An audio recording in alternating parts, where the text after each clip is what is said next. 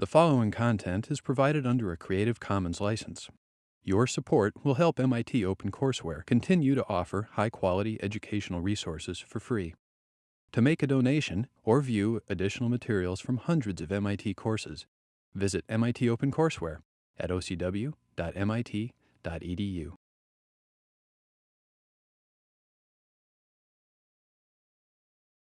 There are various kinds of neorealisms, right? Flavors of neorealism. An Italian flavor, a French flavor. There is a kind of tonal difference that's worth paying attention to. And maybe I can capture it oversimply in two short clips for you. So the first clip I want to show you is from an Italian neorealist film, the last really powerful, fully neorealist film that De Sica himself directed, a film called Umberto D, made in 1952.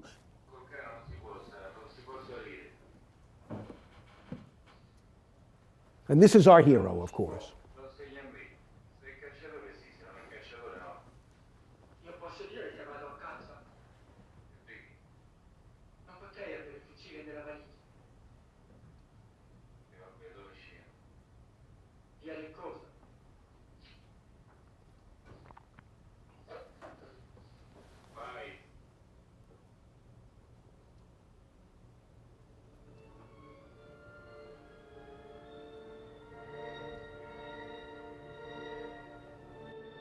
And you know, compare this, think about this scene and then compare it to the opening scene of the 400 Blows, and you'll feel a difference in mood, I think. Even the music is a part of it. So he's in great despair here, and we in the audience know that.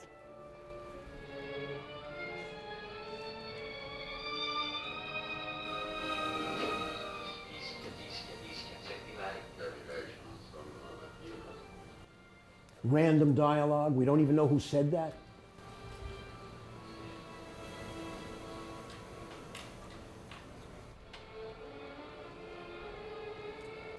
Did you see how Umberto looked at the man who sat down next to him?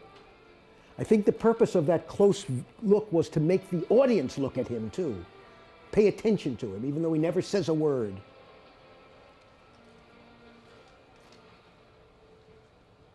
It's possible that these scenes might make some members of the audience think that he's thinking about jumping off a building. Why, freeze it, James. Back it up 2 seconds. Watch. This is the last moment in the scene that I want you to see. Well, look what happened here. Why are you smiling? It's because he was facing... Speak up so everyone can hear. Because he was facing towards the middle of the bus, and then Umberto, he got up, and he turned right forward. Yes, as if he had more space. And Yes. but then what else? What about the gesture? What do we feel about this man? Never says a word. Sits down next to Umberto. When he goes like this, what do we feel about him? He has some horrible story too, right? He may be as in much despair as Umberto. The point, of course, is remember I talked quite a bit in earlier lectures about what I call the retarding impulse in certain neorealist films and also in certain films of Renoir. The extent to which what suddenly happens as the camera is looking at the world, it finds a locus of interest that may be distracting in some sense. Now, it doesn't truly distract in the sense that it takes you off completely on a digressive course, but what it reminds you of is the complexity of the world. What it reminds you of is in this particular scene especially, is look, there's plenty of despair to go around. What it reminds you of is that the story that has not been told about this man, this silent, suffering working man who sat down next to old Umberto, probably has a story just as poignant, just as terrible as Umberto himself. And it's one of the ways that the film has of enlarging the implications of the individuated story that it tells. But the most significant thing about this moment, so it's a moment in which the camera, it doesn't actually swerve, but look, the camera stays, even though our hero, the protagonist, moves off the bus, the camera stays briefly on that man with the hat. Can we watch it just the very end, James, one more time, just to get another look at it?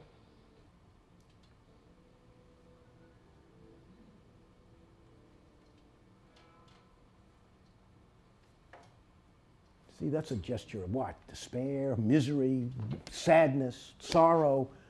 reflection over what terrible things are about to happen. And the idea that that story has not been told is as significant for our understanding of the film as the story that is told. Right?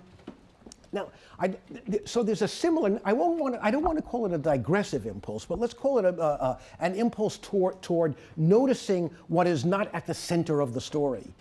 An impulse toward partial, we might call it an impulse toward a partial kind of distraction, an attentiveness to the world that is always threatened or challenged by new options that it might want to look at, right? And this is not all of these impulses lead to misery or despair, even in the neorealist tradition. But the point I want to make is that I think the neorealist tradition is more of a tradition, it lays more emphasis on social problems. Its stories are often parables of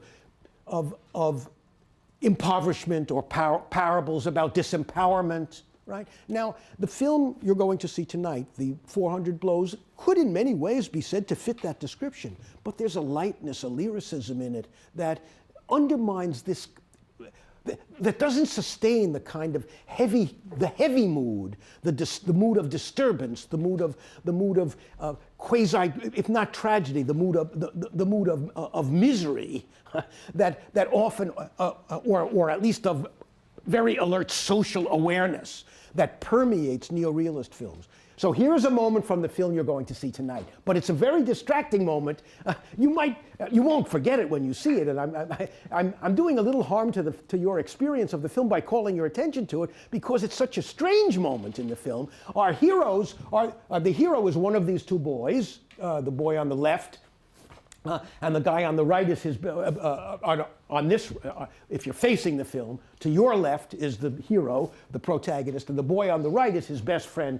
The girl in the middle is a sister, and they're accompanying this girl in the middle. This is in the middle of the film. We're not even told where they're going when it happened, but they're going to the park to watch a puppet show, and watch what happens. We're in the middle of the film. The boys have, we already know a lot about the boys. The boys have played hooky. One of the boys is, neither of them get along very well with their parents.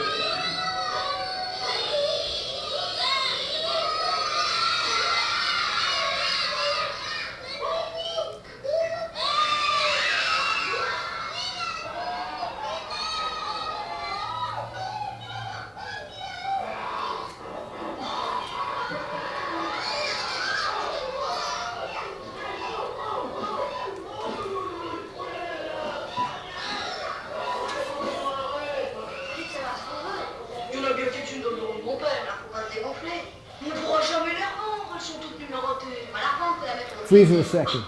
They're talking about stealing a typewriter to get money, right? So, all right, continue.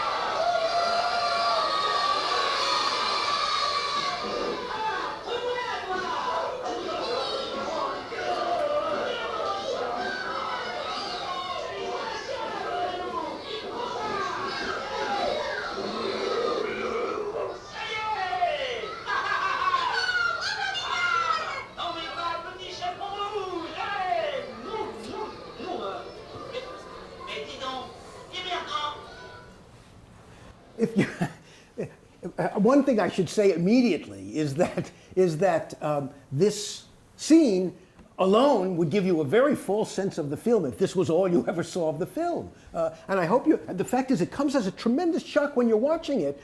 Although you enjoy it when you're watching it, you're wondering, why has Truffaut spent so much time on these faces, so much time on these children? We never go back to such a scene. None of the little children's faces that we see there do we ever see again in the film. Something happens to the movie here. It's almost as if it gets sidetracked. It's interested in the boy and in his friend, and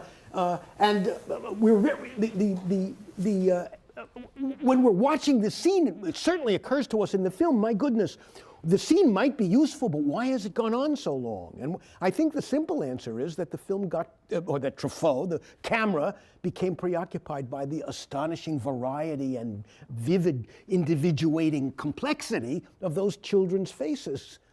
That interest, that the drama of that became so interesting to the camera, to the filmmaker, that he couldn't quite desert it without giving it its just due, even though from a narrative standpoint, it doesn't really advance the story very, very well.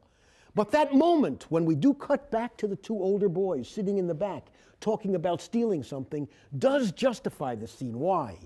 What does it show? That they're separated from innocence, that they're too old for this thing, right?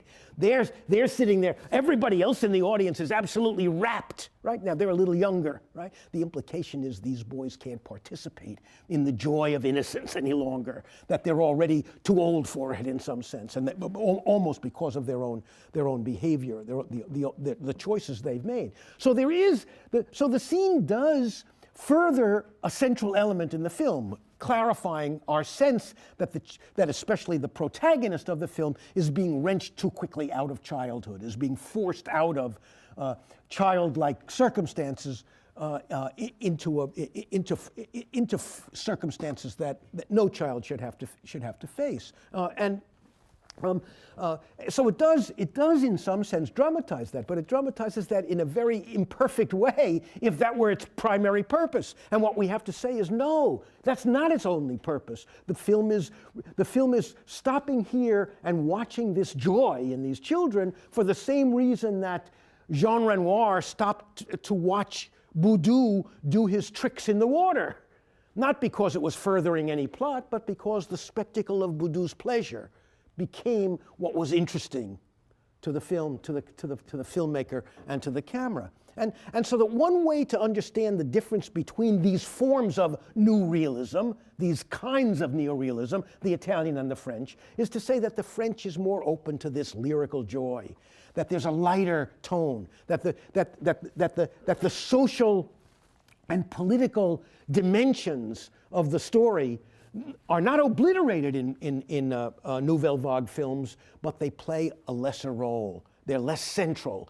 There is no programmatic social message in most of the Nouvelle Vague films, even though there is by implication, as you'll see in The 400 Blows, certainly a powerful critique of adult society and of the ways in which disempowered creatures like children are treated in modern society. Even so, and that theme is there, it's at the center of it, and there's no question that it's significant, but it is surrounded by other complicating attitudes and themes that make the version of new realism that the French develop in the decade beginning around 1959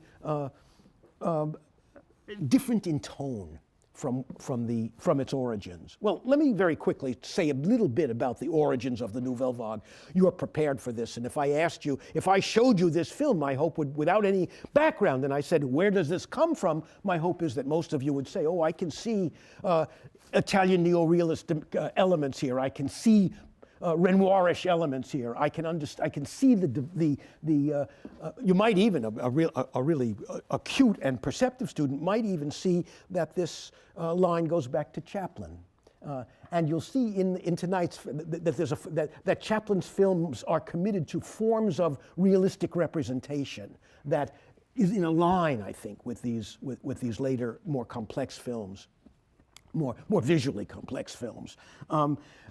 And in fact, there's an allusion to Chaplin in tonight's film. I hope you'll watch for it. There's one of the teachers actually sort of plays a Chaplin-like role at a certain point, and there's no question that the film intends to invoke the joy and pleasure of the Chaplin character in the memory of its audience when those allusions occur. So the origins of the Nouvelle Vague, first in Jean Vigo and in French poetic realism, in the practices that are developed by Jean Renoir and his other directors of the time, that kind of lyrical, improvisatory, open camera of Renoir, and then the way in which those are adapted by the Italians, very much influenced by the French, and then so that's those traditions are at the center of the Nouvelle Vague, and the primary practitioners of the Nouvelle Vague, the directors like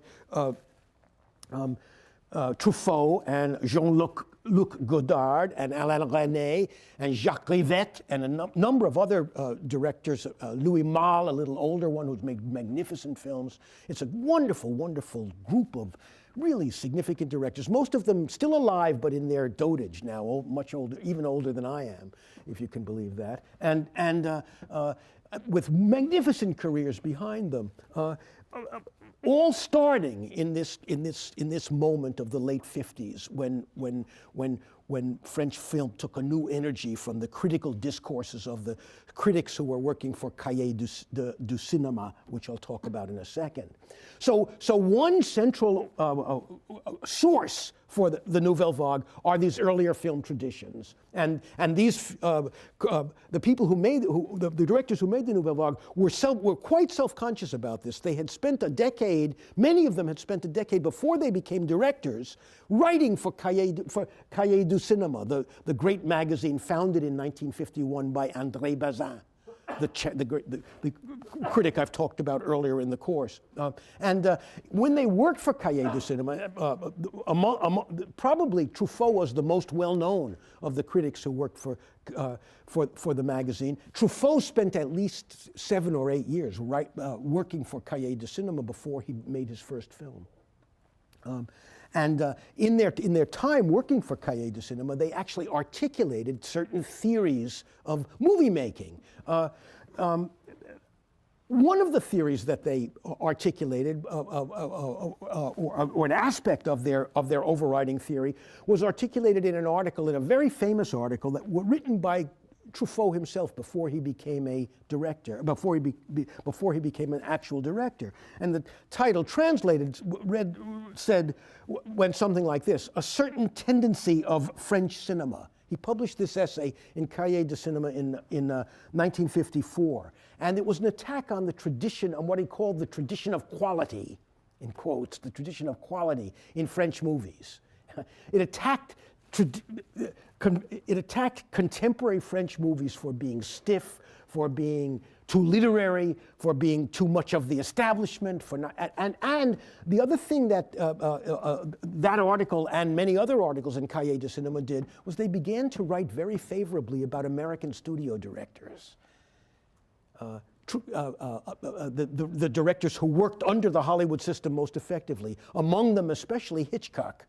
And in fact, Truffaut did a series of interviews with Hitchcock, later published as a book, Truffaut on Hitchcock, or Truffaut Hitchcock. I forgot the exact title in English. It has a different title in French. It's a very interesting series of interviews. And you might, those of you who are interested in this, might want to look at it, because one of the comical things that happens in the interviews is you constantly see Truffaut, who's much more articulate and theoretically subtle than Hitchcock is, abstractly. I don't mean Hitchcock's not a great theorist, but he's a practicing theorist, right? And you constantly see Truffaut trying to turn Hitchcock into an intellectual, and Hitchcock refusing. Hitchcock saying, no, it was almost as if Truffaut is disappointed that Hitchcock can't articulate the theories that Truffaut wants him to. So Truffaut is constantly trying to make Hitchcock into a great director, and Hitchcock's often in the interview saying, I make genre movies, leave me alone. I just want to entertain people. So it's comical. And in fact, I do think that the French inflated Truffaut, Truffaut especially inflated Hitchcock's reputation, maybe even beyond what it actually deserved. But in any case, well, it was subversive of the Cahiers de Cinema critics to write about American directors, studio directors, because these were the American studios were held to be the essence of commercial popular art, nothing artistic in it at all.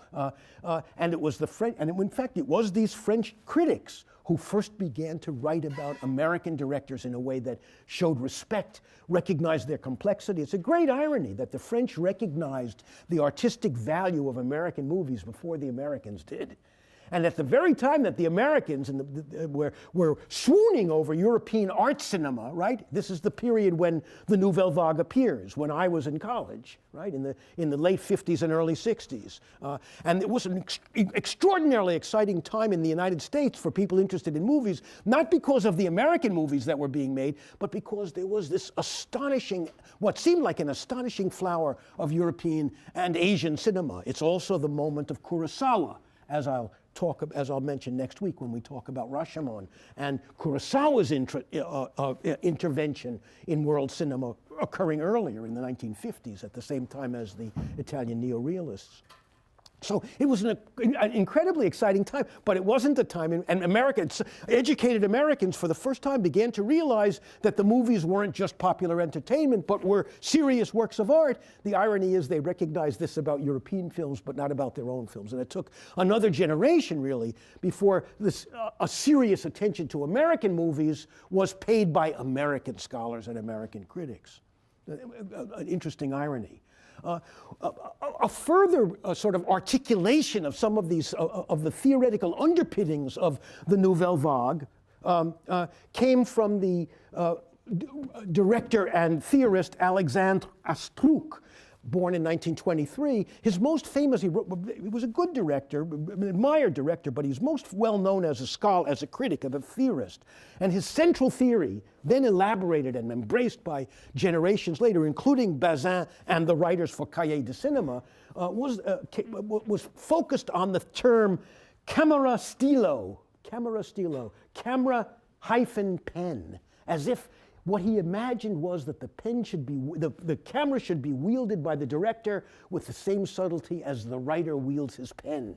And it was an idea that the visual style of a film could have the suggestiveness and subtlety of a literary work, right? And it was, when Astruc articulated this, it was rather a revolutionary idea, and it was elaborated further, picked up, and the directors of Cahiers de Cinema were very powerfully in favor of what came to be called the auteur theory, right? Author, that's French for author, and the auteur theory essentially is that the director of a film is an author who leaves his signature in every frame of the film. It's a radical oversimplification, of course, because films are such collaborative enterprises, but it is still nonetheless true that it grants to the director a kind of respect and authority that is certainly justified in the case of many, many films, where the director is the dominant and central creative energy. And this, of course, has been especially true in Europe, and even more especially true in France, perhaps, than in any other society. So auteur theory was a very important sort of underpinning, encouragement to the Nouvelle Vague. So when these critics turned movie makers began to make movies, they had a ready-made theory for why they were doing what they were doing. They were hostile to certain forms of pretentiousness in contemporary French films. They wanted some of the energy and power to entertain that they associated with the most gifted American directors, but they also wanted films that expressed a signature individuality. They thought films ought to be and were the expression of the sensibility of their director. And the film you're going to see tonight certainly embodies those values.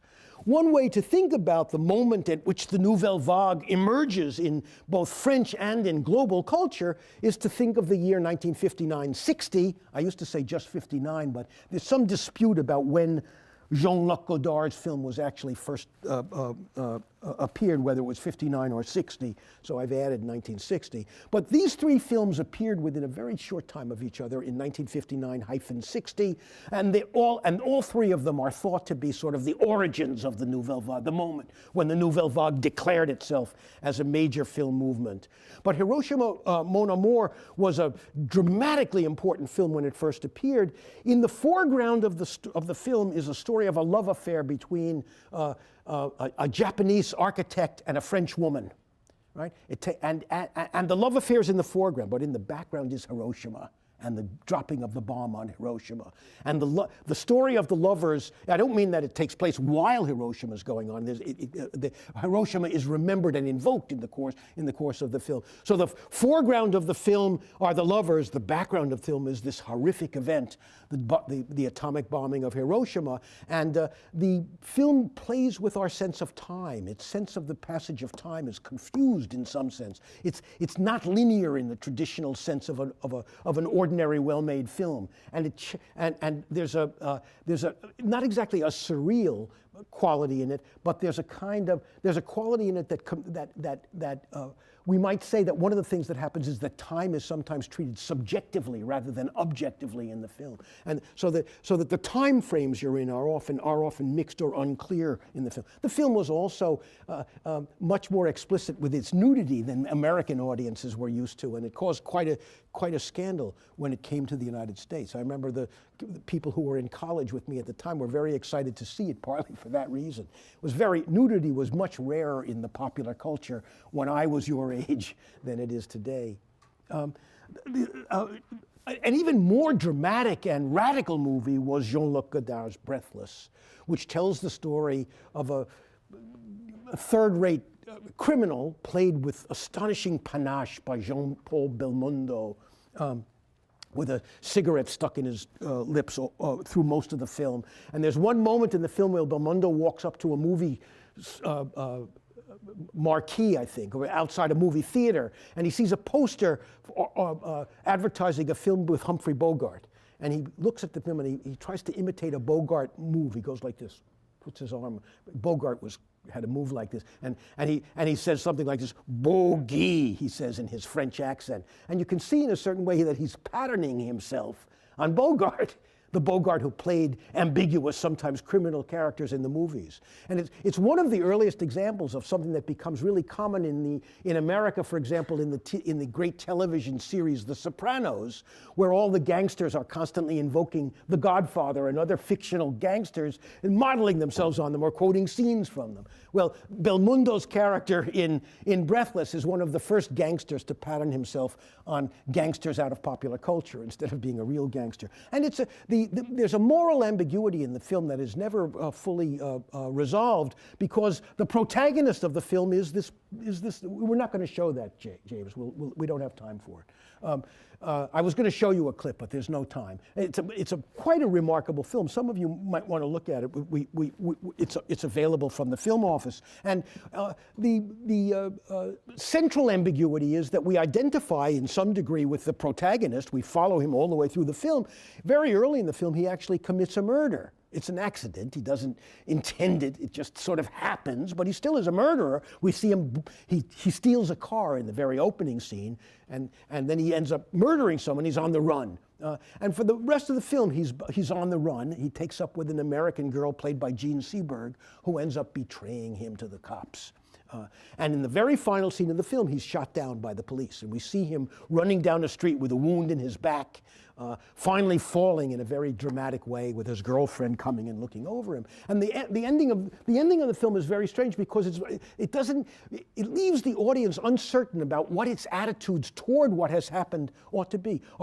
Should we resent this betraying girlfriend as an evil character because she sold her boyfriend out to the cop? On the other hand, her boyfriend is an amoral murderer and thief who doesn't seem to care about anyone, much less her, and yet there's a kind of charm and an erotic energy about the Belmondo character. So the film, the film's moral and psychological grounding is unclear, and so it was very powerful and significant for that reason. And then finally, The 400 Blows even more successful film in a popular sense than either of those two, appears in the same time frame, and it won the Best Director's Prize at the Cannes Film Festival in 1960, and it put Truffaut on the map. It made Truffaut a famous director, and he never really looked back after that. He went on to have quite a remarkable career.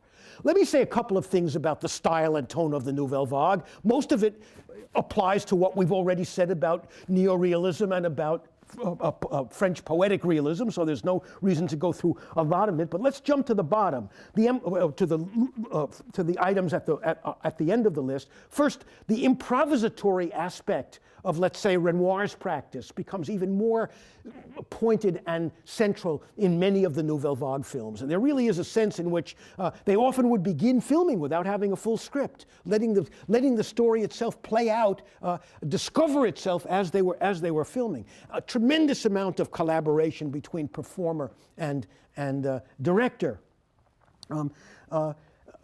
So both plot and dialogue are often the result of a kind of inspired improvisation.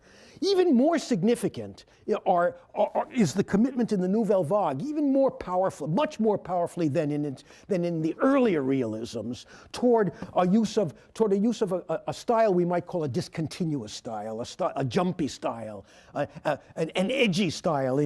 What's a jump cut? A jump cut is an edit that takes place in the middle of an action, right? In a normal cut, or what we might call a sort of a classic cut, if a character is speaking and making a gesture, say the camera's on me, and he says, "I insist on this idea more powerfully than any other," like this, right? Well, in a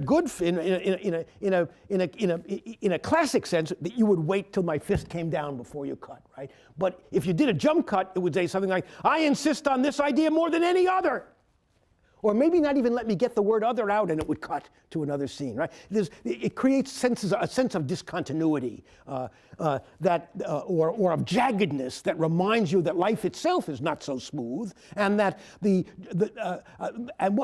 other thing that the jump cut reminds you of is something else. It reminds you of the presence of the editor. It reminds you that you are watching a film. It reminds you, and it's a very quiet way of doing this, and these films have other more explicit ways of reminding you that you're watching a film, but there is in these films not only a use of discontinuous editing and what David Cook in his History of Narrative Film calls elliptical editing, right? In which things are much more compressed. Much more elliptical, much less, things are not always perfectly worked out, right? Remember, I've talked about this earlier, how in classical Hollywood style, if I were walking toward the door, they would show me walking, right? When I got here, they might cut it, and then they might pick up the scene as I reach the door, right? But in a Nouvelle Vague film, they might show me going like this, and the next cut, I'd be in the next room, or in bed with my girlfriend. Right? They wouldn't bother to show, right? They wouldn't bother to show in my case, it would be my wife.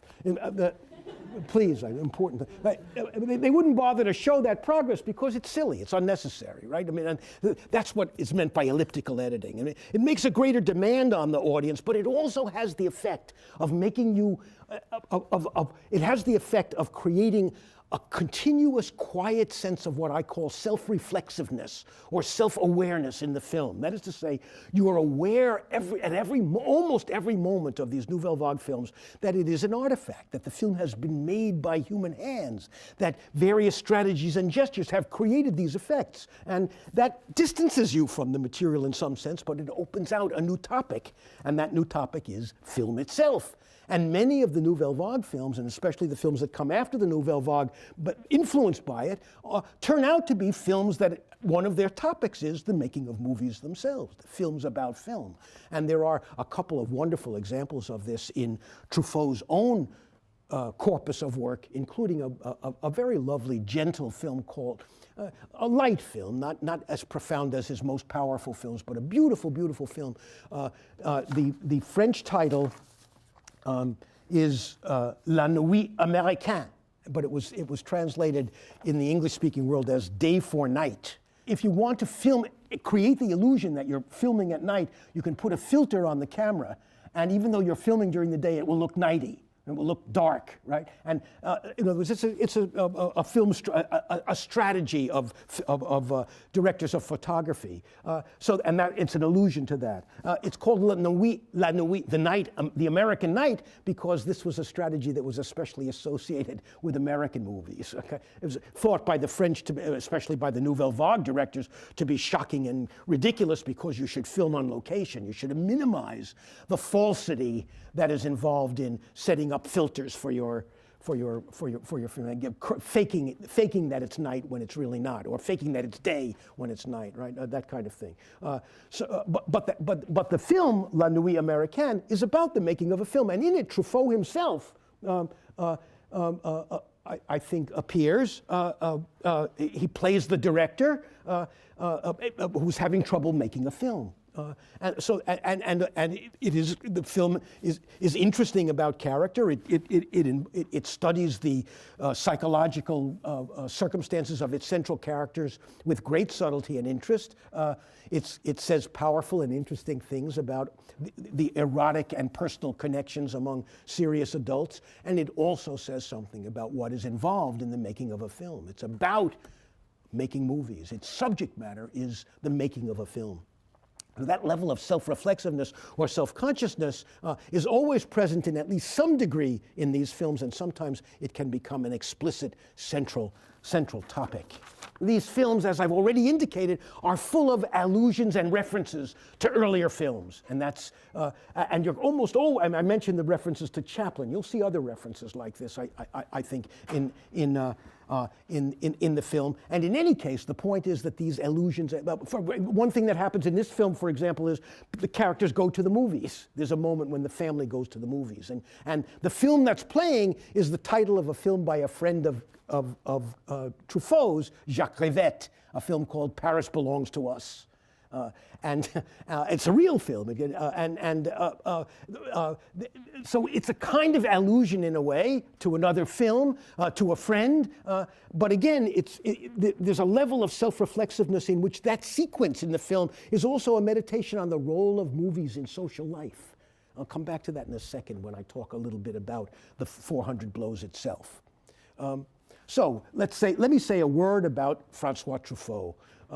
I hope you'll read more deeply about him in Wikipedia and in other places. His biography is very rich and interesting. One decisive thing to say about it is that in some sense the 400 Blows is a deeply autobiographical film.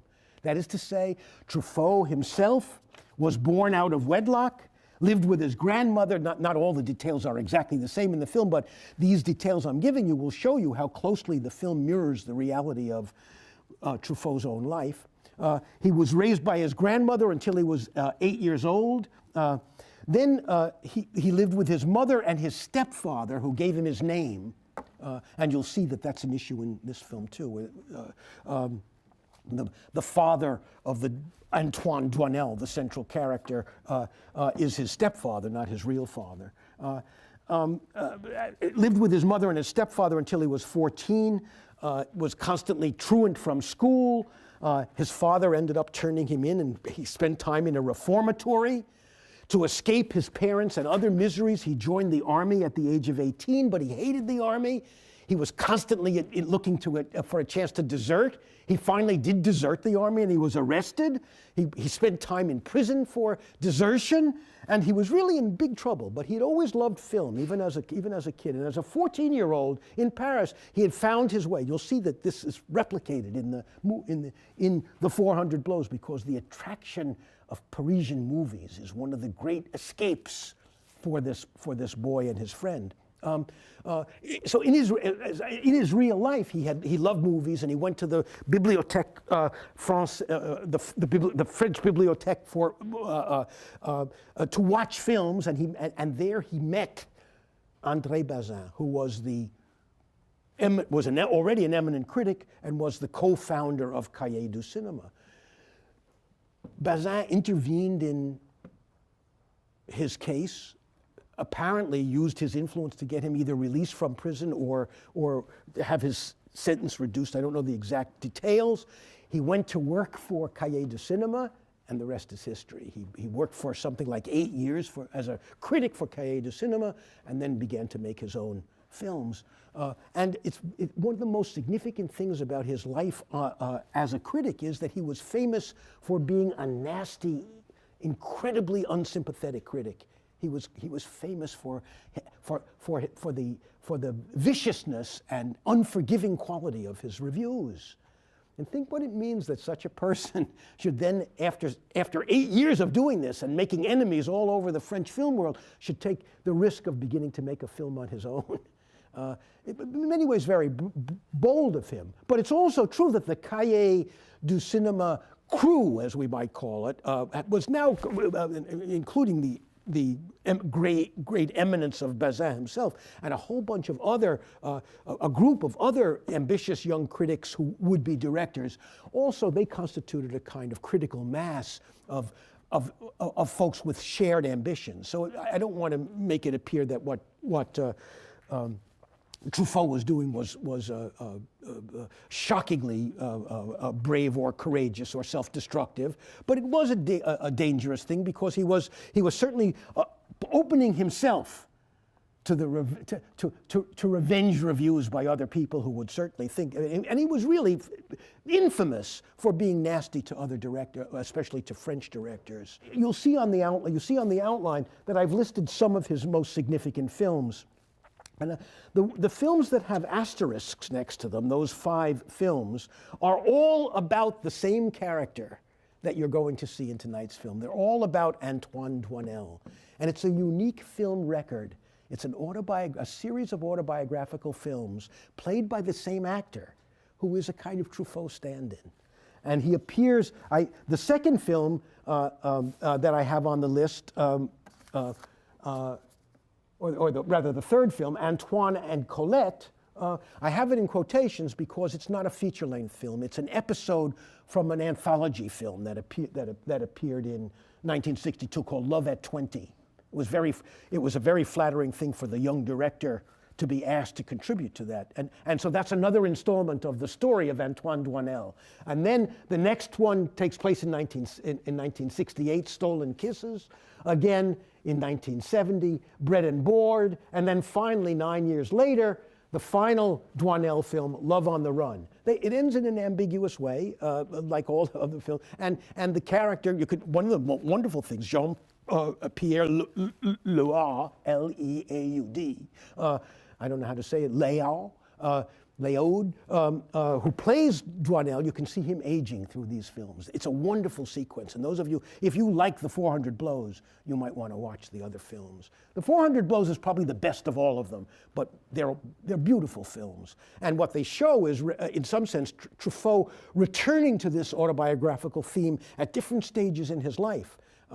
There are even some scholars who have suggested that there's a kind of analogy or a mirror relationship between the young Jean-Pierre Leaud, the boy who played, the 14-year-old who plays the central character in the 400 Blows, that there's a relationship between or an analogy between his relationship to Truffaut and Truffaut's relationship to Bazin, as if what's happened is that Truffaut, with his young actor, is reenacting, but now on the other side, the mentor-mentee relationship that Bazin and Truffaut apparently enjoyed as well.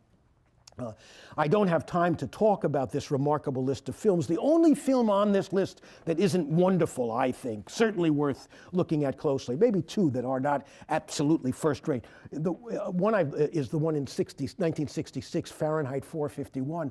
I mentioned it to you because it's such an interesting example, based on the Ray Bradbury novel, and it is his worst film. It's his first film in English. He didn't know English very well when he made it. It's an oddly heavy-handed and wooden film, but I still have some kind of affection for it, even though it's not a very good adaptation, because he was attentive to Ray Bradbury, attentive to the ambitions that are... It's a film that's theoretically much more interesting than it is in practice. But all the other films are very remarkable films and among the most significant films of their day. And let me just say one final word about the film I've listed there, The Last Metro, which starred Catherine Deneuve and Gérard Depardieu. In a way, it's a World War II film.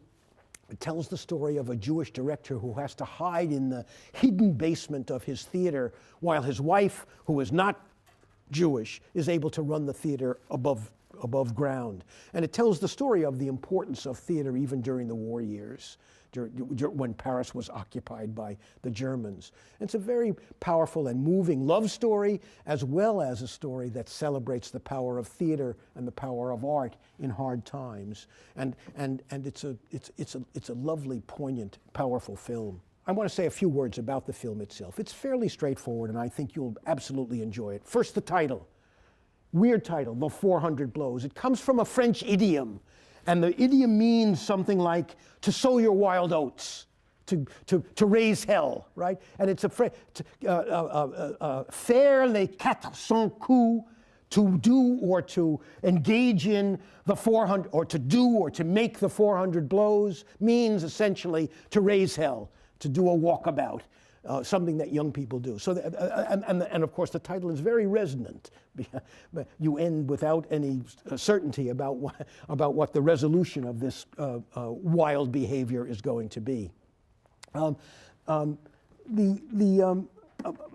Second important thing to say about the film, something I've implied earlier, is that it's a film that loves Paris, and it tells this in a certain sense. The boy's odyssey through the film is an odyssey, is an exploration of Paris and of Parisian delights. And again, think of what it says about the city, about this great city in the time that the film was made, that boys of this age could wander around so safely and engage in so many remarkable adventures in the course of an ordinary day in Paris. So the film is attentive to the texture of Paris in something of the way that some of the Italian neorealist films were attentive to the physical texture of Rome or of other Italian environments. The family romance at the heart of this film is one of Truffaut's subtlest achievements, and I just want to call your attention to how subtle it actually is. Watch how the story unfolds and how in a very brief and elliptical way we come to understand the motivations and the unhappinesses of each of the major characters, the mother, the father, and the son. What we discover fairly early is that the mother isn't that happy with her husband. She feels that she's losing her beauty. She feels trapped in an unhappy marriage. The husband is to her a kind of boring character. He's the boy's stepfather. Early in the film, we get a wonderful sequence of remember, watch for the principle of multiplicity there, because so many things are going on simultaneously. The physical and social and economic environment within which the family lives is dramatized in those opening scenes. The boy's relation to his family is dramatized in those opening scenes, and the father's relation to the mother is dramatized in those opening scenes as well. And what we discover, of course, is that the father is actually, even though he's the stepfather, actually feels great affection for the boy, and they get along very well, much better than the boy gets along with his mother, who is actually his blood relative. And the mother's resentment partly has to do with the fact that she must feel that the boy has trapped her, and she's entering middle age. She thinks she's losing her beauty. She thinks she's chained to a child and to a marriage. And you can feel this. And there are certain moments in the film when the mother, for various reasons, is embarrassed over the fact that she seems to have been a bad mother, and she uses various strategies to reach out to her son, and some of them are kind of creepy, as you'll discover. She's a very complex character and the least sympathetic character in the film, because she behaves in many ways so shockingly toward her son. But even she, the least sympathetic character in the film, is treated in the film with a kind of complexity that we expect from adults. In other words, we don't think that she's an evil villainess who would like to, suck the blood of her child. Not at all. Not at all. What you feel is that she's driven to her hostilities and her unhappinesses by the confined and unhappy circumstances of her life. Not that she's totally forgiven, but she's understood by the film. Something of the same kind of thing is true for the husband who loves his wife and knows that his wife is probably dissatisfied with him, maybe unfaithful to him, and that colors his relation to his son, with whom he often feels a great connection. So there's a great poignant sense that this dysfunctional family is less happy than it needs to be, if only it could understand its circumstances. There's one wonderful moment in the film where some of the hostility disappears. And it comes at a moment that I mentioned earlier where the husband and the wife go off to the movies together, taking their son with them. It's like a family outing. That's when they go to see the Jacques Rivette film. And it's the one moment in the film where all three of the central characters in the film are happy together. And you might ask, well, what's the one? And you might ask why. Well, the father is happy because the wife is paying attention to him and is doing something with the family, right? And the boy is happy because the father and mother aren't squabbling with each other, and they're including him, right? And the mother is at least partly happy because she can see both of the men are delighted by what's going on, and because she likes movies too. So one of the things that the film dramatizes is the importance of film in human life, is how film is a kind of escape or a respite from misery in certain ways. So it's a kind of commentary on the centrality of the movies as a source of information, insight, and consolation. Pay attention to the way the film is structured. It's not unlike what I've said about the organic form of certain earlier Italian and French movies. The structure unfolds in a natural way. We don't feel that plot is driving the story. We feel that what happens in the film happens out of a kind of natural unfolding that is a function of both the environment and the characters. There's so much that I've left out here that I feel guilty about not having mentioned. I should mention one parenthetic remark, just because it's such a vivid detail. The film was made for a relatively small amount of money, even in those days. It cost $75,000 to make this movie. And in the United States alone, it earned over $500,000. A gigantic amount of money in those days. So it was an astonishing success in that one. But let me end by saying one final word about the astonishing conclusion of the movie. The ending is beautiful in its own right. I mean, there's a kind of visual beauty that's constantly competing for your attention as you watch. The boy, as you'll see in the story, ends up in a kind of reform school. His crimes are so modest, and that's part of what makes the film so poignant. He's actually caught not stealing the typewriter that he was talking about stealing in that scene you saw.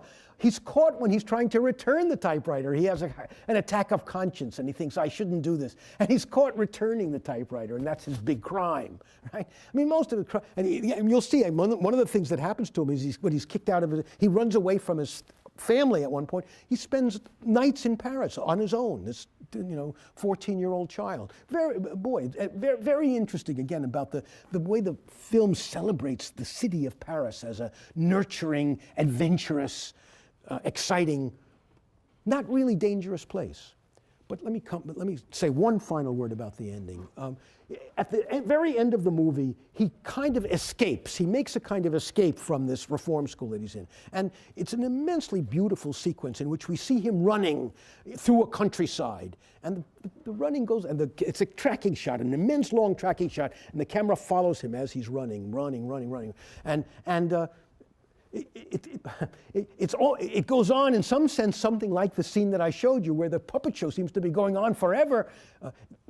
When you're watching the film, you'll see that it's strange because the puppet show intervenes in the movie without explanation and disappears from the movie without explanation. It's just something of the same kind of thing is true here, where the beauty of the countryside starts to compete for your attention. But in any case, finally at the end of his run, he comes to the end, to a verge, to an end. He comes to the water. He comes to the sea. He'd always said he wanted to see the sea, but this is a very disappointing version of the sea. And he runs up against it. Watch how the music works. There's a beautiful use of a stringed instrument. I'm not sure what instrument, maybe a guitar, but anyway, a beautiful stringed instrument plays a melody that you've heard earlier in the film. And we see him running up to this verge. He runs up, and then there's an astonishing moment in which he comes to a stop and he's looking at the water, and the camera freezes on him. There's a freeze frame at the very end. It's the most famous freeze frame in the history of movies. And after this film, the freeze frame became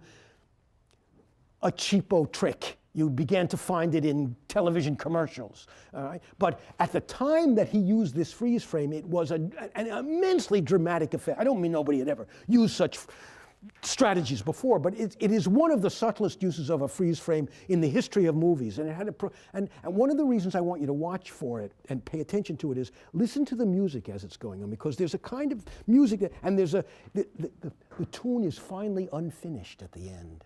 In other words, there's one final note that isn't played, but you've heard the note before, so you keep expecting it. And that's part of the power of that freeze frame at the end. When he's actually, I don't know if I think he's looking at us when the freeze frame occurred. But the point is, where is he going? What comes next? The film doesn't really have an answer. We don't know where the film is going. We don't know what's going to happen to this boy. So it ends on a note of open-endedness and ambiguity that's powerful and profound. We don't know, will he survive? But what we also know is that this has not been an apocalyptic ending. It's not a catastrophic ending. The boy is isolated, the boy is alone, he doesn't know what's going to happen to him, he doesn't know whether he'll be recaptured, he doesn't know where he's going to go. But I don't think we have any sense that he's going to die. We don't have any sense that this is the end of his life. We have a sense maybe that this is the beginning of his life. So there's a profound uncertainty, a kind of beautiful uncertainty, a beautiful ambiguity at the end of the movie that is partly captured in the complexity, in the complex relation between sound and image at the end of this movie. Those of you who have never seen The 400 Blows are in for a really great treat. The final films in this course are among the greatest films ever made. I hope you enjoy it as much as I did. I still remember the place in which I saw this film and the exhilaration I felt when I came out of watching it, with the recognition that movies could be what great novels had been.